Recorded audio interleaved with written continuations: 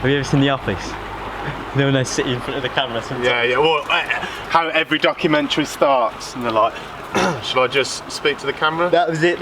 Yeah. And they're like, "So tell me what happened." They're like, "Well, it so it all started." Yeah. Sorry. We're all rolling, yeah? Welcome, I guess, to the first ever Snag Bro Podcast. Snag Bro Podcast. That's what we're going to talk about, mate.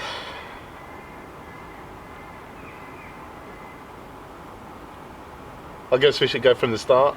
Yeah, so I do think we should let everybody know kind of a bit more about ourselves. Yeah? You know, people know how sick we are at fishing. Yeah, obviously, yeah. And how many, specimens we catch. Oh, yeah, loads of specimens. So we've known each other for about 23 years, I guess. Yeah, I mean, we was always aware. We went to the same primary school. Yeah. Didn't we? You left halfway through. I left in year 3.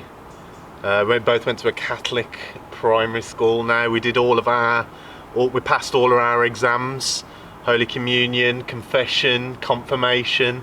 We were proper. Yeah, we're Catholics, so we went through all that. Yeah, we were in the same form in school. Yeah, so we met back up kind of in secondary school in year 7 and kind of reignited. Well, we wasn't really best friends back in primary school, but no, we became good friends in secondary school, and then later on through secondary school, like the last couple of years, we got like quite close, didn't we? Yeah, it was about year 9, wasn't it? Yeah. My family used to have caravan holidays in Breen, and one of the summer holidays you came with me, didn't you? Yes. And we had some fun times in Breen. Yes, we did. We had one summer in Breen, didn't we? And it was pretty epic. Carnage, absolute carnage. What's your top memory of our first holiday in Breen? Well, because we were 16, we couldn't have a drink and that, like, legally, could we? But I remember my mum would ration us on cans of carlin. She'd like give us 4 carlins each a night, and that was our fill. Yeah. But we'd get some sneaky beers somewhere, wouldn't we? Yeah. I think we had more. Yeah. We had some secrets. And we just kind of holidayed together, didn't we? Yeah. Like, I came to Ibiza with you and your family. Yeah. We got our like a year. We got our GCSE exam results as we was in Ibiza. Yeah. Yeah. So that was kind of cool. And it's worth mentioning at this point, we weren't into fishing. No, we weren't. We weren't fishing at all, really.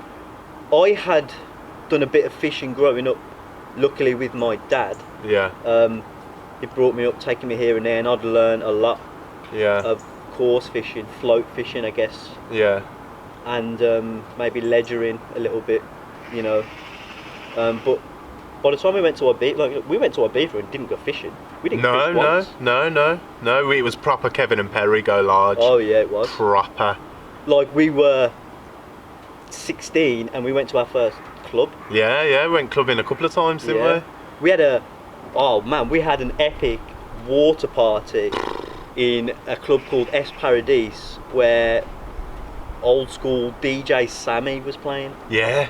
DJ Sammy. Yeah, I had a photo with him on a disposable camera, and then at the end of the night, when the club filled up with water, it just floated away, didn't it? Do you remember? Yep. It was, that water party was perilous. It was me, Tom, and my cousin. Yeah. And it was dangerous. Do you remember how dangerous it was savage. I got knocked out, didn't I? Oh my god. I saved Tom's life in that water party, and it was because some clever guy at the centre of the dance floor was filling up like a pool, literally waist high. Well, my waist, Tom's knees. And this guy did a Chris Benoit diving headbutt into the crowd. Onto me. Onto Tom. Yeah. Hit Tom, and Tom just went down like a sack of spuds. And I was next to him, so like I remember pulling him out of the water, just like, and then he kind of like came to and was like, yeah. I remember you just like me and then like your legs came too, and then like you stood up, and then you was just like. When it comes to house every weekend. That was weird. And then I was just like, Tom, you nearly died, and you was just like. Yeah, and you saved my life another time in school as well on the B staircase. Do you remember? Yes. What do you remember from that? I remember the staircases used to spiral. They used to go down, round a corner, then down. And it used to do that like 3 or 4 times. So the game was to slide all the way down. And you were like one of the only guys that could slide around corners. Yeah, yeah. So I tried it, and I literally like fell like in the middle of the staircase, like maybe like 2 flights your up. legs went like, you went to go. Yeah, so yeah. I was close by and grabbed onto your legs. But your momentum was downward. Yeah. So we both went down. Yeah. But I managed to pull you back over. Yeah, yeah. And then we both fell down the stairs. I like broke my shin, went to the nurse, and she gave me a wet paper towel. I mean, what was that Did about? anybody else? I've still got the gristle in my shin from that accident. Did anybody else go to a school where their nurse would just be like bag of ice in a sandwich bag or paper towel? I'd love to know what qualifications these nurses have got at school. Maybe a little bit more now, but back in the day it was, there's a wet paper towel and a bag of ice. Yeah. Hold on tight with that. Yeah. I suppose then we had like our kind of party years as well a little bit, didn't we? Yes. Just like sessioning and house parties. Yeah, yeah. Much prefer a house party, aren't we? We don't really go out a lot, do we? To be honest. No. You know, it was like as if when we were like that young, we was all waiting to turn 18. Yeah. When we turned 18, nothing happened really. No, it just wasn't our thing to just go out and session, was it? Not really, no. But we did our own thing. Yeah. You know, we certainly got a group of friends around us that like doing the same. Oh yeah, for sure. And we was at a lot of houses, like we was at yours a lot and stuff. Like pretty much I'm like another member of Sean's family. Like I remember years ago I would get told off for knocking the door rather than just walking in, because it'd set the dog off, wouldn't it? And your mum would just be like, just don't knock, just walk in. So pretty much like a blah blah blah. Is Tom having dinner? I don't know. Let me text him. Like, yeah. So it's always been like that for us for like the last 13 years, hasn't it? Yeah. That we've... You saying that? I'm sure we had our 16th birthday. Was married together, like in your nan's garden. Yeah, all the gypsies were there, weren't they? Yeah. Yeah, it's worth mentioning as well that a lot of my mum's family are all gypsies. So I got the gypsy blood in me now with my Uncle Isaac and my Uncle Paddy. And your family are Irish as well, aren't they? Yeah, I've got Irish from my mum's side, from my granddad's side. He's from Dublin. But granddad wasn't a gypsy, he just moved over here when he was 18 or 19. For the old work. For work. Yeah, I think my great-granddad did the same as well. He used to work in the Dunlop factory in Birmingham. Oh yeah. I mean, my granddad came over, got to Liverpool, spent the last bit of his money getting to Birmingham, slept rough, and then got a couple of jobs in like filling milk up in the city centre, like in the milk brewery. What's that called? The milk brewery. The milk farm. Filling bottles, you know, things like that, and then going from job to job, and then eventually met my nan, and the rest is history. Yeah. So then we started going fishing together every now and then, didn't we?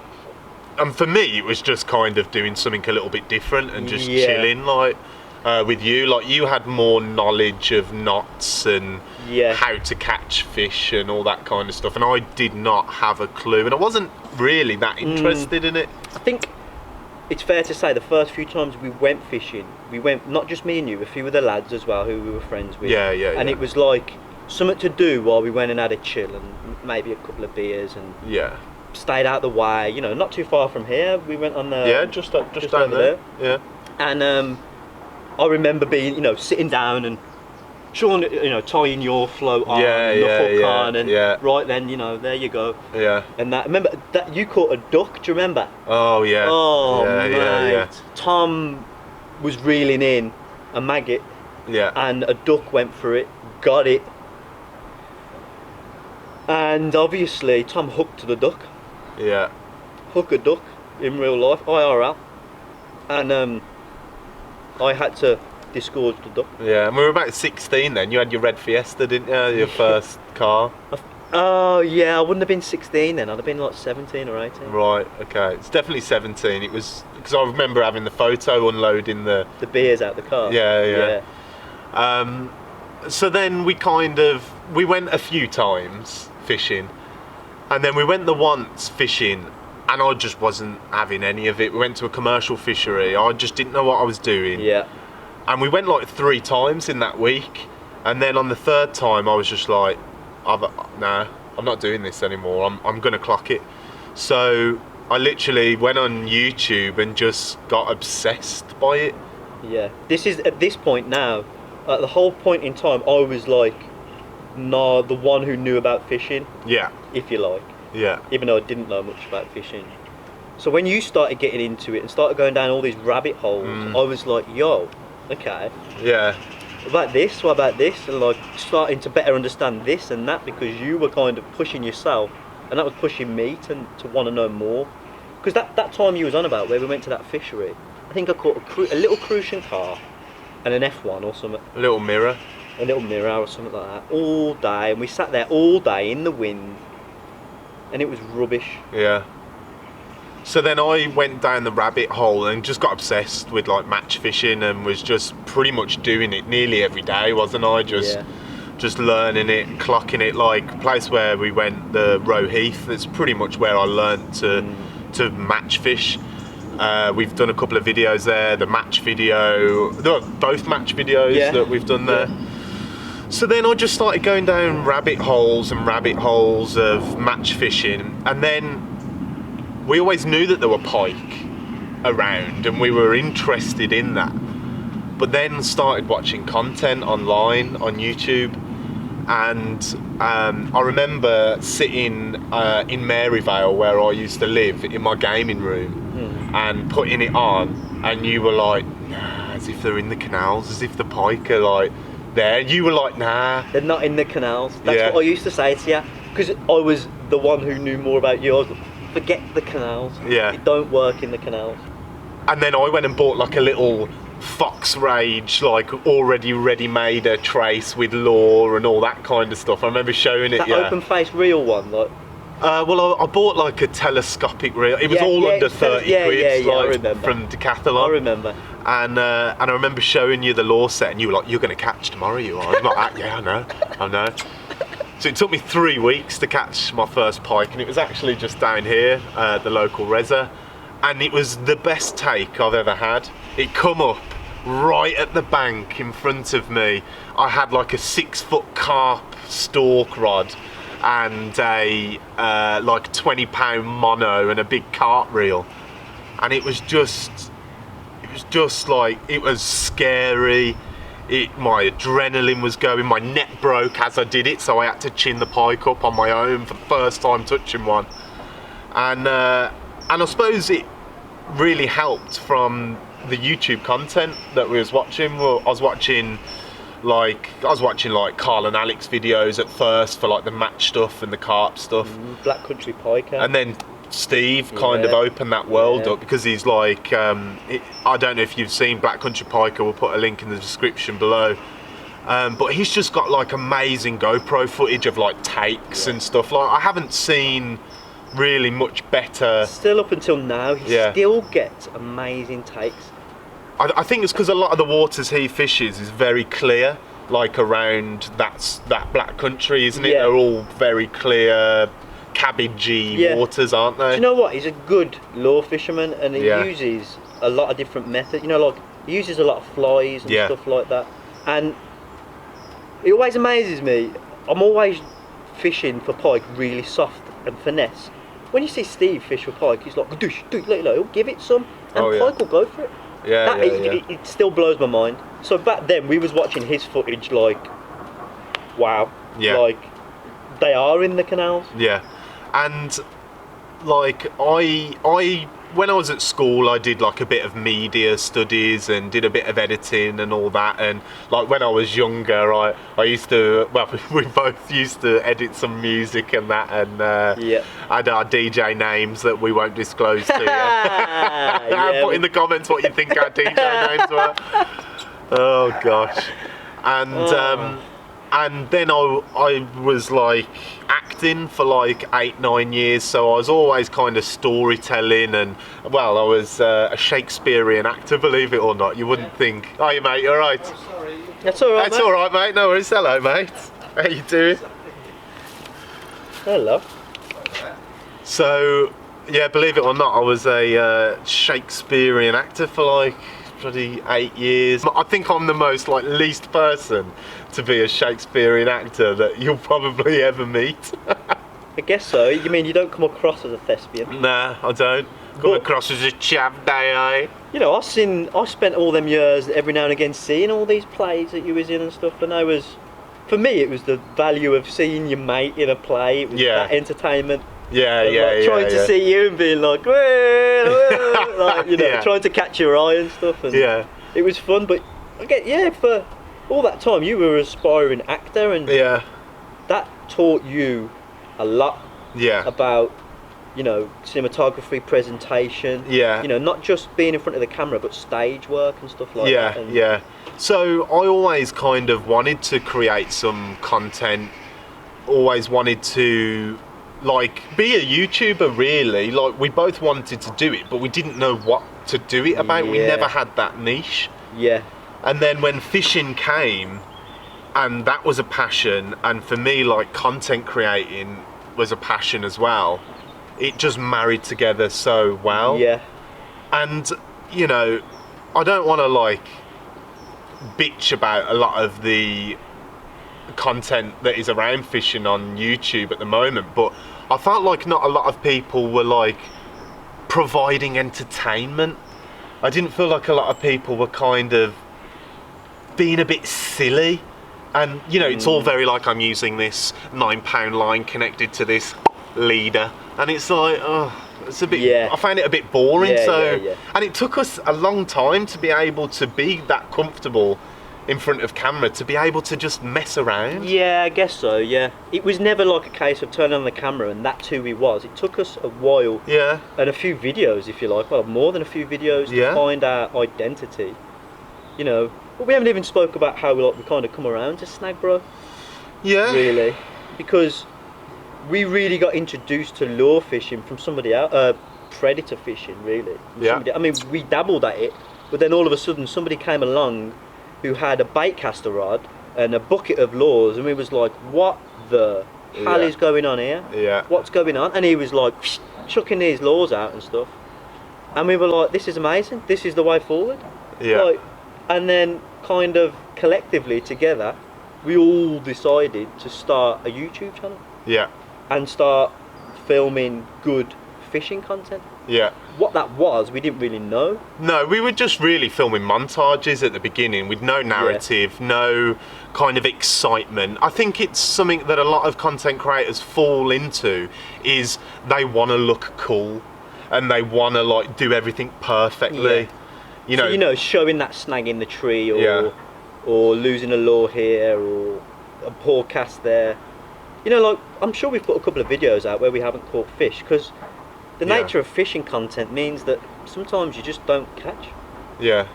So it's difficult. Filming fishing content is difficult. So to go out there and just go out with an immediate narrative is difficult. So it took us a while to find our feet in that manner. And that first, because it wasn't Snag Bro, it was different entity. There was 4 of us, and you know, they lived over the other side of Birmingham, we lived this side of Birmingham, and we found it really difficult to get the time together to fish and to film as well. And I think we all had different visions as well for like what, like, we wanted to just do anything. We wanted to be able to go film like carp or roach or rudd videos and all that, and whatever kind of video. And I think we wanted to like really like make, all we want really is to just make entertaining content on YouTube, and maybe the people that we were with perhaps wanted to explore the match scene a little bit more, and or like the competition. Yeah, that's what I mean. Yeah, like you know, and the,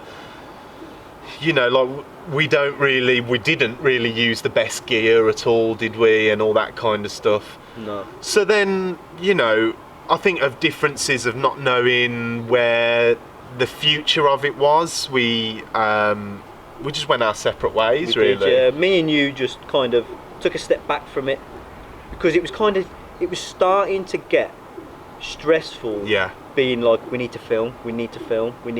Yeah. Because we hadn't filmed in say a week or two, Yeah. and that became detrimental to the whole process of enjoying it for one. Yeah. Because if you're going to make content and not enjoy it, then what's the point? Yeah. So that's why we decided to take a step back. And it wasn't with the intention of, bang, we're going to go and do our own thing. We just took a step back and thought, do you know what? Let's just try it our way and do it how we want to do it. Yeah. And that's how Snag Bro was born. Yeah. Literally, we came up with the name Snag Bro. I think I had a clip of me catching a perch under a bridge. Yeah, on a Ned rig. On a Ned rig. Yeah. And that was our first ever video. It's not on the channel anymore because it was literally 1 2-minute clip of... It's unlisted. It's unlisted on the channel still. So we could put it back on? We could put it back up maybe on the old 100k special.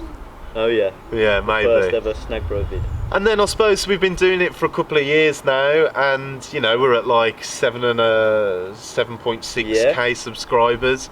The channel's growing all the time, it's getting watched all the time. Mm-hmm. And now I suppose we're exploring it a little bit more as like a business, really, aren't we? Definitely. We're definitely heading in that direction. We're selling. We've got a website now. Yeah, I'll get the old merch out. I did bring it. You know, we've moved from just starting a YouTube channel, and it hasn't happened overnight. No. We're 2.5 years in, did you say? Yeah, Something I think like so, that. yeah. You know. So we've got this Snag Bro net magnet here that we got manufactured, designed, and now we're selling it directly off our website. And that's and I mean, it's a proper... I'd like to put a disclaimer out there. Watch your fingers, man, because it's tough. It's like a strong magnet. If you was to like... do you know what? Somebody messaged me and said he put it on his girlfriend's earlobe. Oh. And it didn't go down. And the ear came off. Clean off over there on the road. Yep. Savage. So don't put them on your girlfriend's earlobe. Yeah. And watch your fingers, because they're strong magnets. So I guess from now, we wanna like broaden a little bit. We wanna do a couple of trips, and we wanna like do a couple of special like campaign videos where, you know, there's like maybe 4 or 5 sessions and it's a bit more special. And you know, we call them smash and grab sessions, where we'll just go and smash a video in one session and that's it. But we want to put something together like a little bit more cinematic, and you know, we've got more equipment now, like better lens and better GoPros, drones, steady cams and that kind of stuff. So we want to just combine all of that and make some real special, like, so as much as we can, really. Rather than a smash and grab 20-minute hour, we're looking at like a 3 or 4 session where it's like maybe 45 minutes and it's full of all these cinematography shots. And and I think we will always try to improve, and I think it's just the nature of who we are. Like, we never want to settle. We always want to, like, we always, you know, see things on Instagram, we're like, yeah man, that we need to do that. We seen a shot the other day on Instagram that somebody had put on their Instagram, and you tagged me in it, and it was an underwater shot of some kind, and we was just, we're using that. That is a great shot. So we're always just trying to push the envelope now and provide the best content for you guys, and challenge ourselves in making the best content that we can possibly do. This is kind of bridges out to why we're sitting here doing we ain't got any fishing rods in our hands. No. We're sitting here. Got a magnet though, you can buy on snagbro.com. We're attempting a podcast, so you know, this is something that we could carry on doing, and maybe you know, our audience, you guys could get to know us a lot better. Yeah, because I feel like, you know, when we're like out on sessions and stuff, it's kind of just us being like messing around, banter and all that. And, you know, there's a lot of stuff that goes behind the scenes, a lot of planning, a lot of talking. You know, we're really passionate about Snag Bro, and I feel like we will be for a long time. And for us, the sky's the limit. Like, you know, I want to go to South America and catch sharks, bro. Yeah, 100%, and so do I, and we're going to do that.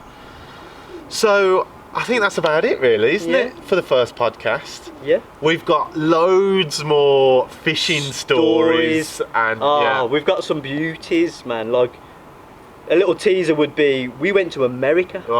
We went to Philadelphia on a fishing trip. Let me tell you, Philadelphia is not a place to go fishing. No, it's not. And we weren't even meant to stay in Philadelphia. But that's a story for another time. So, thanks for watching the video, guys. I feel a bit like sorry that we haven't been fishing. You know, we're a fishing channel. We're putting out us pair of idiots sitting on a bloody on the cut doing a talk. You know, but hopefully it hasn't been too boring for you. I don't know, maybe like in the future we can get Matt here looking up some stuff on the internet, you know, Joe Rogan style. Yeah, I think so, yeah, definitely. Because obviously we would have loved to done this in Snag Bro HQ, but because of the COVID restrictions, we can't. So we're sitting on the bank like a couple of lemons. So we're sitting here like a couple of lemons. Thanks for watching the video, guys. Remember, you can buy these at snagbro.com, so go and get them. And let us know if you enjoyed the podcast episode, I guess. And you got any ideas for topics of conversation or the video ideas, get them in the chat. We always read the comments and reply to most of them. The only ones we don't reply to are the people asking for spots, because do you know what it reminds me of? People that ask for spots are like people who don't wear masks in shop. You know what I mean? Smash your face, now you're dead and you don't need to wear one. So we won't reply to people that are asking where spots are. We're definitely not going to put spots on our YouTube channel, because people already know where they are from just seeing it. And literally the next day 10 people are there fishing, and then the pike fishing all drops off. So it's actually, we can't provide more content for you if we let you know where them spots are. Not just that as well, it's fish well-being as well. Like, yeah. We have made a couple of spots more well known, and the pike fishing suffers for it, but that's the nature of what we're doing. We understand that. Yeah. But we're not going to make it blatantly obvious. We're not going to give you a Google Maps location of the spot. No. But good luck trying to find it. Yeah. Should we go to the snooker club and play a bit of snooker? Yeah, I could sink a couple of beers. Oh, yeah. Come on then, let's do it. Alright, let's go. Safe. Peace out, guys.